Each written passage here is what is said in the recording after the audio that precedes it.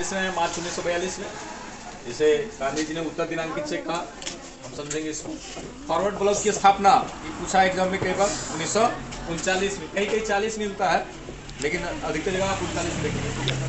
1939 किसने forward block की स्थापना की? सुभाष चंद्र बोस। सीधी कार्रवाई दिवस की धमकी किसने दिया था? तो मोहम्मद अली जिन्ना। मतलब डायरेक्ट एक्शन डे बनाने का प्लान किसका था? मोहम्मद अली जिन्ना। एक नया मांग था इनका पाकिस्तान देश और नहीं मिल रहा था, इसलिए धमकी दी थी। बंगाल का विभाजन कब हुआ? 1905 में। पूर्वी बंगाल और पश्चिमी बंगाल, पूर्वी बंगाल ये मुस्लिम बहुल क्षेत्र और पश्चिमी बंगाल हिंदू बहुल। पूर्वी बंगाल मुस्लिम बहुल क्षेत्र था। यहाँ पर लॉर्ड कर्जन ने पूर्वी बंगाल और पश्चिमी बंगाल का बंटवारा किया। उनका मुख्य उद्देश्य फूट डालो राज करो की नीति था। फूट डालो और राज करो की नीति किनकी थी? तो लॉर्ड कर्जन। लोगों को ये बताया कि हम केवल इतना बड़े क्षेत्र को शासन में सुविधा लाने की वजह से हम विभाजन कर रहे हैं, लेकिन असल वजह था इनका फूट डाल के राज करने का। इतिहास में पहले भी इस प्रकार की नीति अपनाया जा चुका है, जो अजात शत्रु के द्वारा भी किया गया था, फूट डालो और राज करने के लिए। जब ऐसा विभाजन हो गया तो स्वदेशी आंदोलन चलाया गया भारत में। कब? 1907 में। ये प्रश्न पूछा जा सकता है, स्वदेशी आंदोलन कब चलाया गया? 1907। स्वराज पार्टी की स्थापना कब हुई? 1923। अलग अलग मीटर। पूर्ण स्वराज दिवस कब मनाया गया? 26 जनवरी 1930। तीनों बात को अलग अलग तरीके से ध्यान रखेंगे। 1907 में स्वदेशी आंदोलन चलाएगा, मतलब एकता का परिचय दिया गया। इस समय लोग घरों में चूल्हा तक नहीं जलाए, रांधन दिवस मनाए और हिंदुओं ने मुस्लिमों के कलाई पर और मुस्लिमों ने हिंदुओं के कलाई पर राखी बांधी, एकता का परिचय दिखाया कि हम एक हैं, हमको बांटिए मत। और भी आगे इसी तरह के कार्य करते रहे अंग्रेज लोग। 1909 में मुस्लिमों को पृथक निर्वाचन क्षेत्र दे दिए। पृथक निर्वाचन क्षेत्र के विषय में बता चुके हैं। तो 1909 में ये घोषणा कर दिए मार्ले मिंटो ने कि मुस्लिमों को पृथक निर्वाचन क्षेत्र मिलेगा। किस अधिनियम के तहत मुसलमानों को पृथक निर्वाचन क्षेत्र देने की बात हुई? तो मार्ले मिंटो। दोनों अलग अलग लोग हैं, मार्ले और मिंटो। सारे जहां से अच्छा के रचनाकार है मोहम्मद इकबाल। मुस्लिम लीग ने 22 दिसंबर 1937 को मुक्ति दिवस मनाया था, जब कांग्रेस ने इस्तीफा दे दिया था। जो 8 प्रांत से कांग्रेस ने चुनाव जीता था, वहां से इस्तीफा दे दिया, तो ये जश्न मनाए, इसी को बोलते हैं मुक्ति दिवस। 22 दिसंबर 1937। अब जानते हैं 1937 में ही प्रांतीय चुनाव हुआ। हिंदू महासभा का स्थापना 1915 में हुआ था, लेकिन ये मिल गया किससे? राष्ट्रीय स्वयंसेवक से। राष्ट्रीय स्वयंसेवक संघ से मिल गया 1925 में। कौन? हिंदू महासभा। हिंदू महासभा के संस्थापक थे मदन मोहन मालवीय, बीएचयू विश्वविद्यालय के संस्थापक भी थे। महासभा की स्थापना कब हुआ? 1915। क्रिप्स नेशन के विषय समझते हैं। ये प्रश्न आता है सब्जेक्ट के लिखने के लिए, क्रिप्स नेशन क्या था? तो इसको बस बेसिक तरीके से इस तरह ध्यान रखिए कि द्वितीय विश्व युद्ध का समय था 1939 से 45।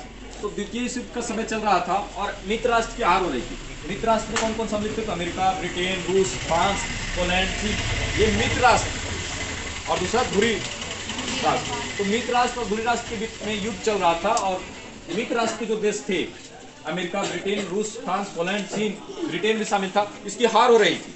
जब हार हो रही थी तो दबाव बनाना चालू किया। अमेरिका के राष्ट्रपति जो फ्रैंकलिन डी रूजवेल्ट जो है, मुख्य रूप से उसमें रूजवेल्ट, आप रूजवेल्ट याद रखेंगे, वो दबाव बनाए। चीन के राष्ट्रपति दबाव बनाए। इसके अलावा रूस के राष्ट्रपति भी दबाव बनाए। किस पर? ब्रिटेन के प्रधानमंत्री। उस समय ब्रिटेन के प्रधानमंत्री थे विंस्टन चर्चिल। चर्चिल ने ही गांधी जी को अभिनंग फकीर भी कहा था। तो इसने दबाव बनाया ब्रिटेन के प्रधानमंत्री ने, क्योंकि भारत ब्रिटेन के अधीन था, उनका गुलाम था, इसलिए इन लोगों ने दबाव बनाया ब्रिटेन पर कि आप भारत से भी मदद लीजिए द्वितीय विश्व युद्ध में। तो ये कहा कि बात तो ठीक है, मदद तो लेना पड़ेगा, बिना भारतीयों के हम लोग जीते नहीं सकते, है ना। तो एक मिशन भेजा। कौन? चर्चिल। भारत ने एक मिशन भेजा, किसके नेतृत्व में? स्टेट फोर क्रिप्स के नेतृत्व में। मार्च 1942 में स्टेट फोर क्रिप्स के नेतृत्व में एक मिशन भेजा, जो कुछ शर्त लेके आया, प्रलोभन देने आया कि देखिए भारतीय लोग, हम द्वितीय युद्ध में हम लोग को साथ दीजिए, हम आपको आजाद कर देंगे। तो क्या क्या प्रलोभन दिया, क्या क्या शर्तें रखा? तो पहला बात बोला युद्ध के बाद, यानी द्वितीय युद्ध के बाद भारत को डोमिनियन स्टेट का दर्जा दे दीजिएगा, स्वतंत्र राज्य, मतलब अपना राजपाट खुद से संभालेंगे, स्वतंत्र राज्य का दर्जा दिया जाएगा आप, लेकिन पहले क्या कीजिए? द्वितीय युद्ध में साथ दीजिए।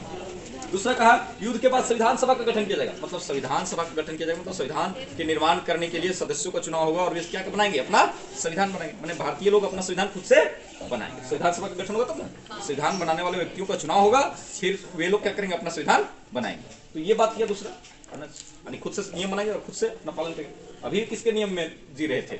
मतलब ब्रिटेन के नियम के अनुसार चल रहे थे। तीसरा है ब्रिटिश भारत का कोई प्रांत यदि नए संविधान को स्वीकार ना करे अब ये जो विधानसभा का गठन होगा वो नियम बनाएगा, और उस संविधान को अगर कोई पालन नहीं चाहता है, उसको पसंद नहीं आ रहा है, तो वो स्वतंत्र हो सकता है, अलग हो सकता है। यहाँ कहने का मतलब था मुस्लिमों को खुश करना। मुस्लिम लीग अलग देश शुरू से 1940 से ही हम लोग चाह रहे थे, हम लोग अलग देश, तो इसीलिए यहाँ कहीं ना कहीं मुस्लिमों को खुश करने के लिए बात कहा था कि ब्रिटिश भारत का कोई अधिप्रांत संविधान को स्वीकार नहीं करता है तो वो स्वतंत्र हो सकता है। ये बात कहा था कहीं ना कहीं मुस्लिमों को, जो 1940 से ही लगभग मांग करना चालू कर दिए थे पाकिस्तान का, कि हम लोग को अलग पाकिस्तान चाहिए। तो उन लोग को खुश करने के लिए और उन लोग को मनाने के लिए, उन लोग को अपने पक्ष में करने के लिए, उनका समर्थन पाने के लिए इस तरह की प्रलोभन यहाँ दिया। ठीक है। चौथा था युद्ध के दौरान कार्यकारिणी परिषद का गठन किया जाएगा। मतलब जो युद्ध में भारतीय लोग शामिल होंगे उनके लिए एक अलग कार्यकारिणी परिषद होगा, मतलब उनके लोग ही होंगे, गठन किया जाएगा जिसमें सभी भारतीय लोग, मतलब उनको दिशा निर्देश देने का काम भारतीय लोग ही करेगा, कोई अंग्रेज नहीं करेगा कि कैसे युद्ध करना है, कब क्या करना है, किसको कितना पेमेंट मिलेगा, किसको यहाँ कहाँ युद्ध करना है, ये सब कौन दिशा निर्देश देने का काम करेगा, तो भारतीय, कोई अंग्रेज नहीं देगा। अपने लोग आप ही लोग का होगा, जो निर्देश देगा कार्यकारिणी परिषद, कार्य कैसे करना है वो आप ही लोग का होगा। इसलिए आप लोग स्वतंत्र होकर भाग लीजिए, कोई दिक्कत नहीं, हम लोग नहीं कुछ बोलेंगे, आप ही लोग का जिम्मेवारी होगा, है ना।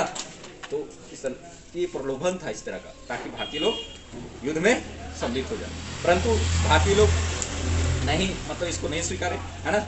और गांधी जी ने तो यहाँ तक कह दिया कि यह उत्तर दिनांकित चेक है। मतलब ऐसा प्रलोभन पहले भी मिल चुका है। कब? 1914 से 18 जो प्रथम विश्व युद्ध था, उस समय भी ऐसा प्रलोभन मिला था कि आजाद कर देंगे, लेकिन आजादी मिली नहीं मिली। इसलिए गांधी जी ने कहा कि यह उत्तर दिनांकित चेक है, मतलब यह ऐसा चेक है जिसका डेट ही फेल हो चुका है ना। ये पहले भी चेक समझिए मिला था लेकिन फेल हो गया। अब ये तो बात कहे बहुत साल बीत गया, आजाद नहीं किए, ये तो उसी प्रकार से है जिस प्रकार से जिस चेक का डेट खत्म हो जाता है तो उसका कोई वैल्यू नहीं होता है, उसी प्रकार ये बात जो पहले भी हो चुका है और इसका समय समाप्त हो चुका है। ये था ग्रेट।